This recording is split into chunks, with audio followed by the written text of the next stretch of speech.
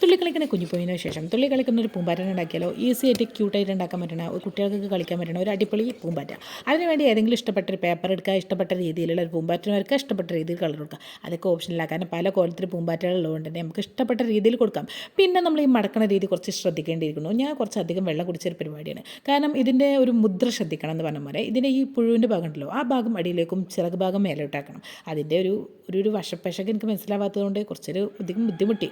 പിന്നെ പിന്നെ അങ്ങനെ ശരിയാക്കി ഞാൻ ഒടുവിൽ ശരിയാക്കി എടുത്തു. പിന്നെ നിങ്ങൾ ശ്രദ്ധിച്ചാൽ മനസ്സിലാവും, ഞാൻ മാക്സിൽ പണ്ടേ പുലിയായതുകൊണ്ട് രണ്ട് ചിറകുകളുടെയും അളവുകൾ വ്യത്യസ്തമാണ്. പിന്നെ അത് കുഴപ്പമില്ലാന്ന് വിചാരിച്ചാൽ അഡ്ജസ്റ്റ് ചെയ്തങ്ങ് വെച്ചു. പിന്നെ അതിൻ്റെ പുഴുവിൻ്റെ ഭാഗത്തേക്ക് ഒരു ഈർക്കിളിയോ എന്തെങ്കിലും ഒരു കോല് കുത്തി കയറ്റി, ആ കുത്തി കയറ്റുമ്പോൾ നമുക്ക് കുറച്ച് വേദന തോന്നും, പക്ഷേ നല്ല കാര്യത്തിനല്ലേ എന്ന് കരുതി സമാധാനിക്കുക. പിന്നെ ഒരു സ്ട്രോ എടുക്കുക, ആ സ്ട്രോൻ്റെ ഒരു കുറച്ച് മധ്യഭാഗത്തേക്ക് കുറച്ചിങ്ങനെ വെട്ടിയെടുക്കുക. കുറേ വെട്ടണ്ട, കുറച്ച് വെട്ടിയാൽ മതി. പിന്നെ എന്ത് ചെയ്യണം, ഈ രണ്ട് വെട്ടിയ ആ ഭാഗം ഉണ്ടല്ലോ, അത് രണ്ട് ചിറകുകളുടെ ഇടയിലാക്കിയാണ് പശ തേക്കുക. ഏതെങ്കിലും ഒരു പശ സെലോടൊപ്പം എന്തെങ്കിലും ഒട്ടിച്ചാൽ മതി. ഞാൻ ഹോട്ട് ഗ്ലൂ ഏതെങ്കിലും ചൂടാക്കി വെച്ചാൽ ഒരു വൈക്ക് പോവല്ലെന്ന് എഴുതിയാണ്ട് ഒട്ടിച്ചതാണ്. അപ്പോൾ ഇത്രക്കുള്ളൂ. വീഡിയോ ഇഷ്ടപ്പെട്ട ലൈക്ക് ചെയ്യുക, അഭിപ്രായങ്ങൾ കമൻറ്റ് ചെയ്യുക, ഒന്ന് ഫോളോ കൂടെ ചെയ്താൽ എന്നല്ലേ അല്ലേ.